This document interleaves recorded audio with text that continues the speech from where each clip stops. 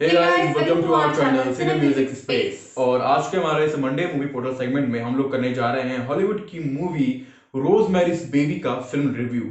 It's not just a movie. It's one of the movies जो आई मुझे think one of लगता the है rare movies जो कि बहुत अलग तरह का हॉरर पेश करती है। और ये फिल्म 1968 में रिलीज हुई थी और ये एक तरह की साइकोलॉजिकल हॉरर मूवी है, not a typical horror movie. बहुत ही डिफरेंट तरह की हॉरर मूवी है। तो जिन लोगों को लगता है कि इसमें भूत प्रेत होंगे, बिल्कुल भी ऐसा नहीं है। आप इस और फिल्म को वो देखिए, ये apart बहुत ही from अलग तरह की हॉरर है ये। भूत प्रेत या apart from all the devil concept, devil वाला कॉन्सेप्ट या फिर ये जितना भी ये डीमन वाला टाइप का कॉन्सेप्ट है, अपार्ट फ्रॉम दैट मतलब जिस हिसाब की सोशल सिचुएशंस दिखाई गई हैं या फिर मैं अगर बोलूं कि फेमिनिन साइड के लिए जिस हिसाब की सिचुएशंस दिखाई गई हैं वो बहुत हद तक का मेरे को ऐसा लगता है कि अभी भी एग्जिस्ट करती हैं। इट इज अ वेरी, अगर तुम इसको हॉरर मूवी बोलोगे मुझे लगता है कि वो हॉरर अभी भी कंटिन्यू हो रहा है। अच्छा, इस फिल्म को डायरेक्ट किया है रोमन पोलैंस्की ने, जो कि बहुत ही लेजेंडरी फिल्म मेकर है हॉलीवुड के और बहुत ही डिफरेंट तरह के फिल्म बनाते हैं वो जनरली। तो let's start the movie review of Rosemary's baby. अगर आपने अभी तक हमारे चैनल को सब्सक्राइब नहीं किया है तो जल्दी से जाइए चैनल को सब्सक्राइब कर दीजिए, बेल बटन को प्रेस कर दीजिए ताकि आगे आने वाली सारी वीडियोस की नोटिफिकेशन आपको मिलते रहे। फिल्म की कहानी शुरू होती है गाय वुड हाउस और रोज मैरी वुड हाउस से, जो एक अपार्टमेंट ब्रैमफोर्ड में रहने के लिए आते हैं। ये एक ऐसा पुराना अपार्टमेंट था जो दोबारा से रीन्यू भी हो रहा था, लेकिन ब्रैमफोर्ड अपार्टमेंट में मूव इन करने से पहले गाय और रोजमेरी का फ्रेंड हच उन्हें इस अपार्टमेंट में जाने से वार्न करता है। हच उन्हें बताता है कि वो कोई साधारण अपार्टमेंट नहीं है, बल्कि वहां खतरनाक जादू टोने, खून और यहां तक कि शैतान की पूजा भी होती रही है। मगर वे दोनों उसकी वार्निंग को इग्नोर करते हुए उस अपार्टमेंट में रहने चले जाते हैं। कुछ ही दिनों के बाद उसी अपार्टमेंट की और रोजमेरी की पड़ोसी टेरी अपने रूम से कूदकर जान दे देती है। वो रोजमेरी के पड़ोसी दो बूढ़े कपल कैस्टावेट्स के यहाँ रहती थी और लोगों का ऐसा मानना था कि वो ड्रग एडिक्ट थी। धीरे धीरे रोजमेरी का हस्बैंड गाय कैस्टावेट कपल के क्लोज होने लगता है, जो रोजमेरी को बहुत अजीब लगता है। उसके बाद जब रोजमेरी और गाय बच्चा पैदा करने की प्लानिंग करते हैं तो उसी रात वो अचानक बेहोश हो जाती है। रोजमेरी बाद में प्रेग्नेंट भी हो जाती है। कैस्टावेट्स और गाय रोजमेरी के मना करने के बावजूद उसे डॉक्टर सेपेस्टाइन के पास भेजते हैं, जहां उसे अपने प्रेगनेंसी में और दिक्कतें महसूस होने लगती हैं।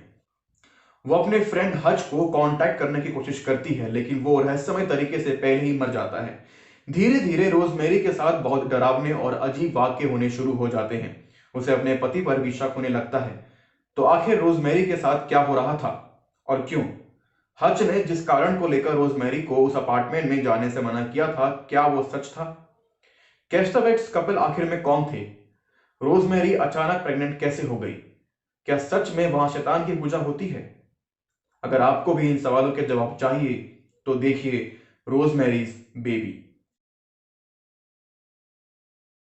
ये एक तरह की साइकोलॉजिकल हॉरर फिल्म है, जो कि सिर्फ हॉरर फिल्म नहीं बल्कि बहुत ही सोशल कॉन्टेक्स्ट के बारे में भी आपसे बात करती है। हॉरर तो बहुत ही कम है, हॉरर बहुत कम है, लेकिन हाँ, बट वो लेकिन जो सोशल कॉन्टेक्स्ट है उसके उसको थ्रू जो हॉरर उसके क्रिएट थ्रू किया ही गया है, हॉरर को क्रिएट किया गया है, वही वो एक्चुअल में बहुत मेन ज्यादा हॉरर exciting है। है। इसका पूरी फिल्म का जो प्रमाइस जो है वही मेन हॉरर इट वाला इज पॉइंट है। नॉट लाइक कि मेरे को ऐसा लगता है कि डेविल की पूजा होना है, डेविल को समन करना इज नॉट उतना हॉरिफाइंग या फिर उतना डरावना जितना कि ये है कि देयर इज अ लेडी जिसका अपना से नहीं है, जिसका अपना बॉडी पे कंट्रोल नहीं है, जिसका मेरे ख्याल से इस बात पे भी से नहीं है कि वो कब प्रेग्नेंट होना चाहती है या फिर कब प्रेग्नेंट नहीं होना चाहती, या फिर इन अ वे उसका इस बात में भी कंट्रोल नहीं है कि वो किससे बात करेगी और कब बात करेगी और कहाँ जाएगी और कहाँ नहीं जाएगी।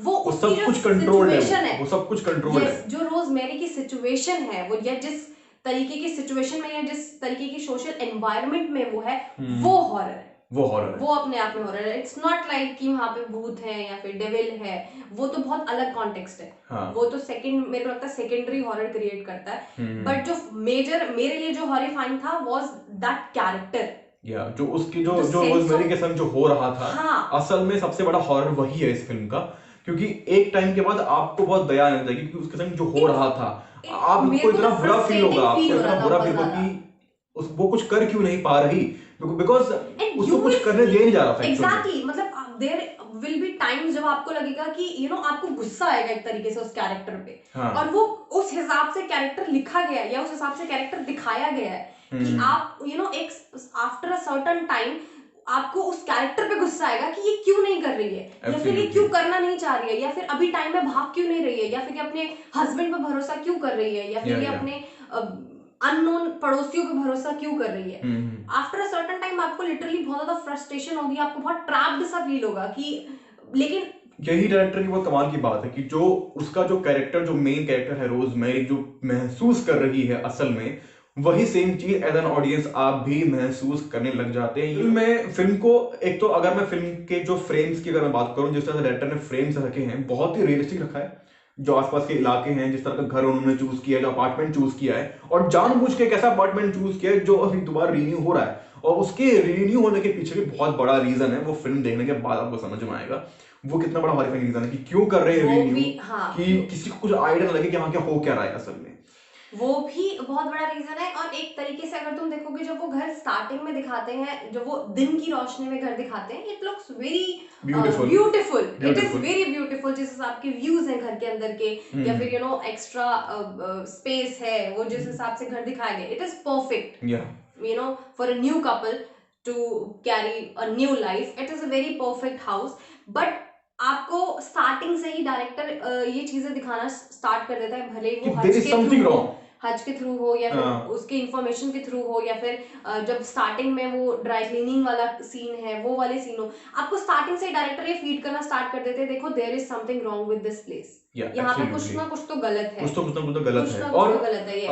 उससे भी बड़ा हॉरिफाइंग मैटर ये है कि उस फिल्म में रोजमेरी के अलावा जितने भी कैरेक्टर एग्जिस्ट कर रहे हैं, वो हमारे आसपास के लोगों की तरह ही लगते हैं, लेकिन वो कितने बड़े क्रूर लोग हैं असल में, हाँ, आपको सबके इसका वो आइडिया भी duality नहीं है है। सबकी, और वो कि क्या इतनी बड़ी ड्युअलिटी कैरी कर रहे हैं कि आप एक पल के लिए, अगर आप रियल लाइफ में तो लोगों से मिलें, तो आप इतने ज्यादा कंफ्यूज हो जाएंगे कि आपके लिए किस पे भरोसा करें, करना मुश्किल हो जाएगा। एक्चुअल में बहुत कमाल के तरीके से उन्होंने शो किया है कि ऐसे कैरेक्टर्स, ऐसे लोग हमारे दुनिया में एग्जिस्ट करते हैं।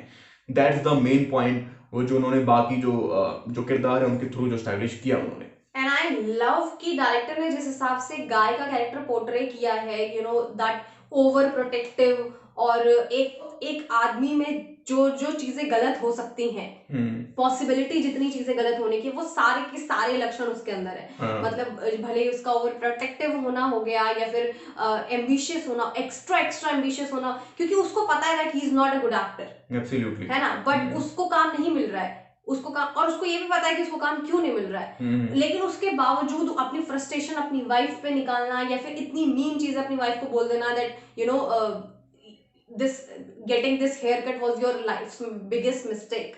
इस तरह से जिन लोगों में फंस जाती है, वो वहां से निकलना इतना मुश्किल हो जाता है टाइम के बाद कि you feel helpless as an audience, you feel helpless कि nothing can happen, like everything is going to be wrong. और अगर आप इस फिल्म में कोई अच्छी चीज होने की उम्मीद करते हैं, तो डायरेक्टर ने उन सारे उम्मीदों को वही तहस नहस कर दिया।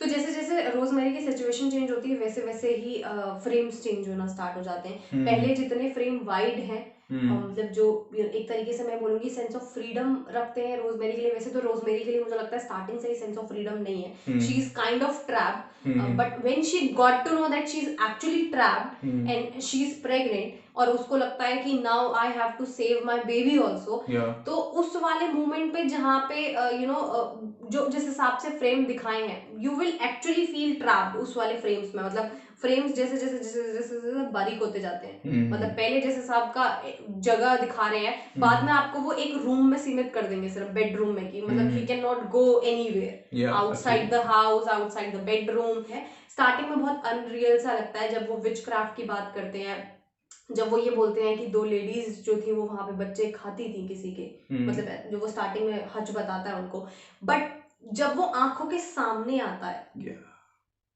तो वहां पे आपको वो सारी चीजें फीड कर चुके होते हैं, जहां पे आपको दोबारा क्वेश्चन नहीं आएगा कि ओके दिस इज रियल, आपको ऐसा लगेगा कि ओके दिस इज हैपनिंग। वो मेरे को लगता है कि एक बहुत अच्छा पॉइंट है, मतलब दिखाने का, मतलब बहुत अच्छा तरीका, पर्सनली मुझे बहुत अच्छा लगा वो, Yeah. कि वो आपको अंधेरे में रखते हुए चल रहे हैं, बस एक टाइम पे आपको एकदम से उन्होंने एकदम भर के लाइट दे दी ताकि आपकी आंखें भी चौंध आ जाए कि ओके क्या देख ये लिया क्या है। देख लिया हमने। एग्जैक्ट। इस फिल्म की मेन स्टार कास्ट है Mia Farrow, Ruth Gordon, John Cassavetes, Sidney Blackmer and Ralph Bellamy. So Mia Farrow as Rosemary, she is the main protagonist of the whole film, and she has done a very excellent job to showcase the real trauma. And वो कोई बहुत outer और बहुत ही बड़े बड़े actions और notions नहीं दिखाती हैं. वो मेंटल ट्रॉमा, वो छोटे छोटे मोमेंट्स आपको शो करेंगे कि how she felt so hurted, और किस तरह से वो ट्रैप्ड हो चुकी हैं. वो उसको उन्होंने जिस तरह से एक्चुअली द बिट्रेयल जिस तरह से वो शो करती हैं अपनी एक्टिंग के थ्रू, दैट वाज अमेजिंग. और जो हॉरर वो फेस कर रही हैं, और जब वो सच में हॉरर अपने थ्रू वो जब वो शोकेस करती हैं कि see this is what I am facing, then at that moment you can feel her pain. और आप उनकी बॉडी में भी वो चीज देख सकते हो, फिजिकली भी यू कैन सी, मतलब कि how much traumatised she is. इस हिसाब से उन्होंने फिजिकली भी शो करने की कोशिश की है कि उस बिट्रेयल का उनके ऊपर क्या असर पड़ा है, या फिर I mean she was vulnerable throughout the whole movie, कि कितना वो फील कर रही हैं अपने अंदर. She can show you like clearly कि this is how I felt. कितनी बुरी सिचुएशन है उनकी, कितनी बुरी हालत में वो है. या वो बहुत अच्छे से उन्होंने शो किया है, and she looks so pure, so innocent. या. और इसके एग्जैक्ट अपोजिट अगर मैं बोलूँ तो जो गाय का कैरेक्टर जिन्होंने किया, उन्होंने भी कैरेक्टर बहुत अच्छे से किया है, क्योंकि यू कैन सी उनकी आंख, मतलब उनकी बॉडी लैंग्वेज में he is not a good actor, और जो उन्होंने वो पोर्ट्रे किया ना that he is not a good actor, वो बहुत अच्छा पोर्ट्रे किया उन्होंने, कि उनको पता है कि वो उस काबिल नहीं है जिस हिसाब की चीजें उनको मिल रही हैं, बट उनको ये भी पता है कि जो वो उस पर्टिकुलर चीज के लिए करके आए हैं, it worth like so much.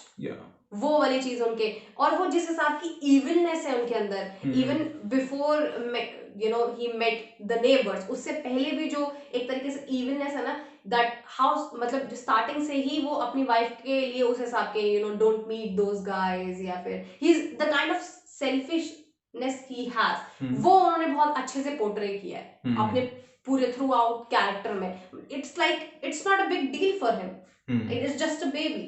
But he's like, okay, fine, I'm getting my career. So it's just a baby, you should just give it to them. Just, it's fine. तो वो वाला जो है ना, वो बहुत मेरे को लगता है कि वो बहुत अच्छे से पोर्ट्रे किया है, that you मतलब आखिर तक का you will hate that person. So, अगर मैं कैस्टावेट कपल की बात करूं, जो दो बूढ़े कपल थे जो उनके बगल में रहते थे, जो उनके नेबर्स थे, उनमें जो फीमेल जिन्होंने प्ले किया है मिनी कैस्टावेट, जो कि उन्होंने बहुत ही कमाल का एक रियल ईवल कैसा हो सकता है ना, कितने डेप्थ में जाके आप कितनी बड़ी बड़ी प्लानिंग कर सकते हो. hate her smile. लाइक आपको नफरत हो जाएगी उनके पूरे पर्सनैलिटी से, जिस तरह से चीजें करती हैं वो. And she is very dominating. And she is very, she's politely dominating. Yeah. It's not like you have to do it, it's like you have to do it. वो वाला सेंस है उनका. और एक मैं ये कहता हूँ ना कि सोसाइटी में रियल इवल किस तरह के होते होंगे, जो वो इस तरह के होते हैं, आपके सामने होते हुए भी आपके पीछे क्या क्या कर रहे हैं आपके साथ, आपको आइडिया भी नहीं है वो, और कितना बुरा कर देंगी रोजमेरी के साथ, ये आपको फिल्म देखने के बाद समझ में आएगा. एंड उन्होंने अपनी इस परफॉर्मेंस के लिए बेस्ट सपोर्टिंग एक्ट्रेस का एकेडमी अवार्ड भी जीत लिया. तो आप सोच सकते हैं कितना अच्छा काम किया उन्होंने इस फिल्म के अंदर. ये कुछ ऐसी मूवीज में से है जो कि मुझे लगता है कि मस्ट वॉच मूवीज हैं, जिससे ऐसा होता है ना कि दिमाग की खिड़कियां खुल जाएंगी आपकी. मे बी मुझे लगता है कि मे बी पहली बार में आपको नहीं अच्छे से समझ में आए, then you should watch it again. But मुझे लगता है this is something which is must watch. और आज के टाइम की, मुझे लगता है हमारी जनरेशन के लिए तो ये मस्ट वॉच मूवी है ही, क्योंकि जिस हिसाब की सोशल एनवायरनमेंट क्रिएट किया गया है, जिस हिसाब से जिस मॉडर्न तरीके से इन्होंने विचक्राफ्ट को, या फिर वो पूरा डेविल वाला कॉन्सेप्ट, या फिर समन करने वाला कॉन्सेप्ट दिखाया गया है, it is a very good metaphor. या मतलब एक रियलिटी में तो मैं समझ ही सकती हूँ, पर वो मेटाफोरिकली भी बहुत ज्यादा रिलेटेबल है। लगता है कि this is must watch movie for everyone. आज के लिए बस इतना ही। आपको हमारा रिव्यू कैसा लगा? अगर आपने ये मूवी देखी है तो आपको ये मूवी कैसी लगी, और कौन से ऐसे पॉइंट्स हैं जो हम लोगों से मिस हो गए लेकिन आपको लगता है कि वो बहुत जरूरी है इस मूवी के बारे में बताना, तो आप हमें कमेंट बॉक्स में बता सकते हैं। आज के लिए बस इतना ही। हम आपसे मिलते हैं अगली वीडियोस में। तब तक के हमारी बाकी वीडियोस को एंजॉय कीजिए। Bye bye, take care.